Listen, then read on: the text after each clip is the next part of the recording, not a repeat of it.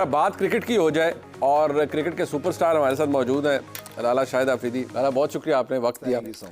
अच्छा, सबसे पहले तो ये बताएं, आप की कल प्राइम मिनिस्टर से मुलाकात हुई, इस्लामाबाद गए।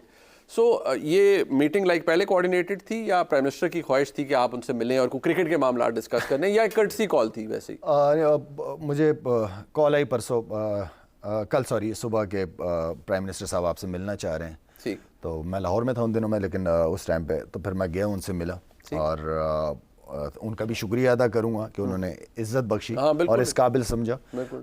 तो मुलाकात हुई, बहुत अच्छी मुलाकात रही। क्रिकेट के हवाले से उन्होंने हमारे सारे जो एक्स क्रिकेटर्स थे उनकी खिदमात को सराहा। एंड देन उन्होंने वो ये चाह रहे थे कि जो हमारे पास जो कॉलेजेस और यूनिवर्सिटीज़ के शक्ल में जो एक्स क्रिकेटर्स बैठे हुए हैं, वाई नॉट कि वो आगे आएँ और क्रिकेट बोर्ड का हिस्सा बने और क्रिकेट के लिए कुछ करें। तो आई मीन कि वो चीज़ मुझे बहुत अच्छी लगी कि एटलीस्ट क्रिकेट के हवाले से क्रिकेटर्स, क्योंकि क्रिकेटर्स का शो है तो हमारे क्रिकेटर्स को सामने आना चाहिए, बिल्कुल चाहे वो किसी भी लेवल पे हो। ये नहीं देखना चाहिए कि नीचे लेवल है तो वो पैसे नहीं हैं या वो चीज़ें नहीं हैं। तो उन्होंने मुझसे मेरे हवाले से पूछा कि आप क्या करना चाहते हैं।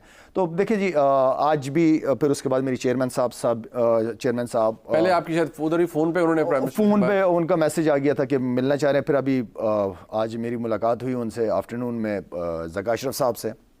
और जब उनसे, क्योंकि देखें प्रॉब्लम्स बहुत है मुनीब, प्रॉब्लम्स तो हमें भी पता है, आपको भी पता है कि प्रॉब्लम्स है। सोल्यूशन क्या है? सोल्यूशन का सबसे बेस्ट ये है कम्युनिकेशन।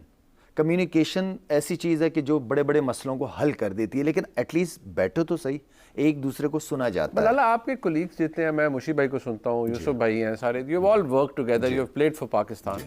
अल्लाह ने इतनी इज्जत दी, बट आप सबका, या कम से कम मैं मुशी भाई को सुनता हूँ, यूसुफ भाई, वो कहते हैं यार पीसीबी इज्जत नहीं देता प्लेयर्स को, जो पुराने प्लेयर्स हैं, जो लेजेंड्स हैं, उनको इज्जत नहीं देता। हैव यू फिगर्ड आउट कि क्या वजह है कि क्यों इज्जत नहीं देता, और आपको लगता क्या है कि अब मिलेगी इज्जत को? देखिए, अगर मैं मुनीब आके किसी भी कुर्सी पे, पावरफुल कुर्सी पे बैठता हूँ और मैं ये समझता हूँ कि मैं ये सब कुछ अकेले कर लूँगा, तो ये पॉसिबल नहीं है। It's a team game. Team का मतलब है together each achieve more.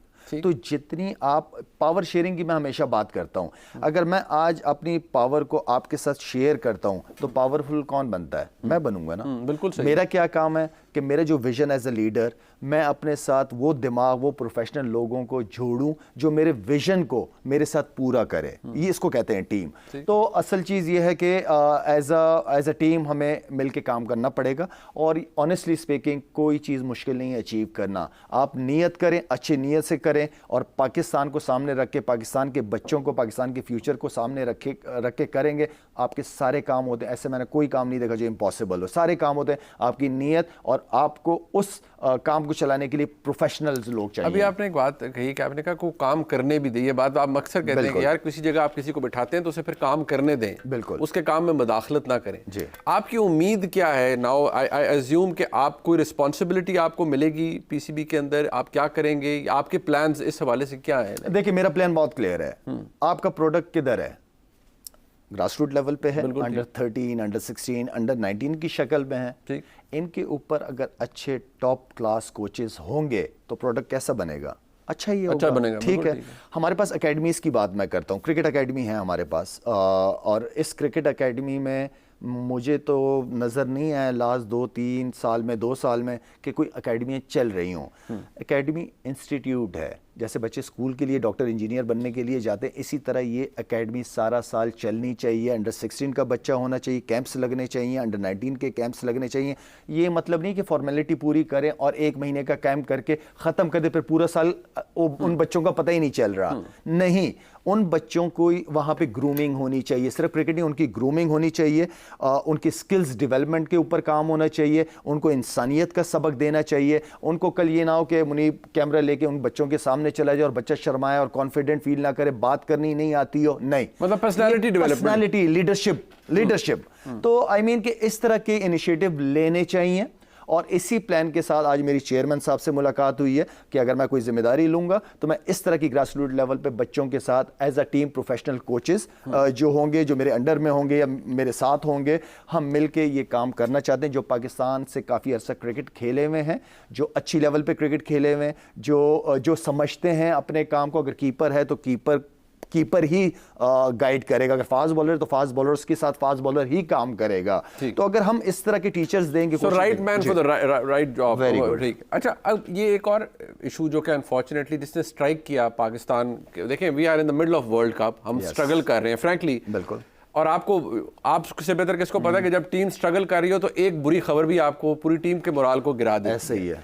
At home क्या होता है कि आपके इंजी भाई के खिलाफ एक पूरी चीज़ आती है, ठीक है, उनका अपने मनसब से हट जाना बहुत अच्छा है, बट आपको लगता क्या है, हाउ डज इट फील कि इतने बड़े स्केल के ऊपर ये काम हो रहे हैं, जी आपके चेयरमैन के ऊपर फलाने के ऊपर इल्ज़ाम लग रहा है, सिलेक्शन कमेटी के ऊपर इल्ज़ाम लग रहा है, जी फेवरेटिज्म की बातें हो रही हैं, हाउ डज इट फील?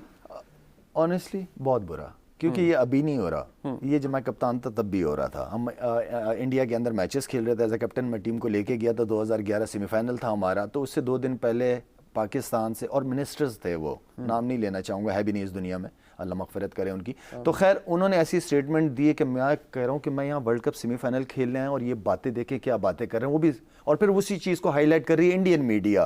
तो उस ठक करके मैंने प्राइम मिनिस्टर को कॉल की और मैंने कहा सर ये क्या हो रहा है, किस किस्म के लोग क्या बयानात दे रहे हैं, इतनी बड़ी कुर्सियों पे उनको जॉब्स मिली हुई है, लेकिन उनकी स्टेटमेंट जो है वो लड़कों का मोराल गिरा रही है। तो आई मीन ये पहले भी हो चुका है, अभी नई की बात नहीं है। बात ये नहीं होनी, बात जो सबसे इंपॉर्टेंट चीज़ है ना, क्या अब मुझे आपसे सवाल पूछ रहा हूँ, अगर आप वर्ल्ड कप में अच्छा परफॉर्म कर रहे होते, जीत रहे होते, तो क्या कोई नेगेटिव चीज़ यहाँ से निकल रही होती? नहीं, मेरा नहीं जाती। बिल्कुल ठीक है, तो इसका मतलब ये है कि हम मुश्किल वक्त में एक साथ क्यों नहीं है, हम मुश्किल वक्त में एक दूसरे पे ब्लेम गेम डालना क्यों शुरू करते हैं, ब्लेम क्यों करते हैं हम एक दूसरे को, हम जिम्मेदारी क्यों नहीं लेते? अल्लाह ने हमें फरिश्ता तो नहीं बनाया, इंसान ही बनाया, हम सबसे गलतियां होती हैं, ठीक है ना, लेकिन आई मीन के अपने काम को छोड़ के दूसरे के काम पे फोकस करना और सारे इल्ज़ाम उसके ऊपर डालना, ये सबसे बड़ी प्रॉब्लम है। मुश्किल वक्त में हमें एक साथ बैठना चाहिए सर जोड़ के, किसी भी मामले में, सिर्फ क्रिकेट की बात नहीं कर रहा, इस पूरे पाकिस्तान की बात कर रहा हूं। इतने बड़े इश्यूज होते हैं, जब तक हम सारे टेबल के ऊपर नहीं बैठेंगे, डिस्कस नहीं इश्यूज को, कभी रिजल्ट नहीं निकलेगा। बहुत सी चीजें तो पीसीबी के अंदर से निकल के ऐसे पिछले दिनों में बाहर आई हैं ना, जो कि नहीं आनी चाहिए। फ्रैंकली मैं इसलिए कह रहा हूं क्योंकि आपने रिस्पॉन्सिबिलिटीज पहले भी ली, आपने मुल्क के लिए खेला और खेला मुल्क के लिए, इसीलिए अल्लाह ने इज्जत भी दी ना। बट फ्रैंकली ये चीज़ें तो पीसीबी के अंदर से निकल के आ रही हैं, किसी की प्राइवेट कॉन्वर्सेशन मीडिया पर आ रही है, किसी का क्या आ रहा है, चेयरमैन इंटरव्यू दे रहे हैं, उनका एक अपना मौक़िफ़ आ रहा है, वो कहते हैं मुझे किसी ने कॉल नहीं किया। मुझे सिर्फ समझ ही नहीं आ रही कि ठीक है हम स्ट्रगल कर रहे हैं और ऊपर से नेगेटिव खबरें आ रही हैं, बट क्या प्रोसेस ऑलरेडी पीसीबी में नहीं होता कि कॉन्फ्लिक्ट ऑफ इंटरेस्ट को वॉच किया जाए, देखा जाए? होता है हमेशा मेरे ख्याल में। बिल्कुल ऐसे ही होता है। कुछ आध लोगों को अगर साइड पे किया है तो इसी वजह से किया है कि बोर्ड की सारी खबरें अंदर से निकलती हैं और उनके ऊपर कैंपेन चलाते हैं वो लोग, जो कि मैं समझता हूँ कि एक तरीके से मैं कहूँगा कि गद्दार हैं वो लोग उस इदारे के। ठीक है कि आप जिस इदारे में जो आपको पैसे देता है मंथली, ठीक है ना, एम्प्लॉय, और आप ही अंदर की खबरें लीक करते हैं, तो मेरे ख्याल में ये इसकी सज़ा सख्त से सख्त होनी चाहिए और दूसरों के लिए आप सज़ा वो दो जिससे दूसरा सबक हासिल कर सके, एग्जाम्पल सेट कर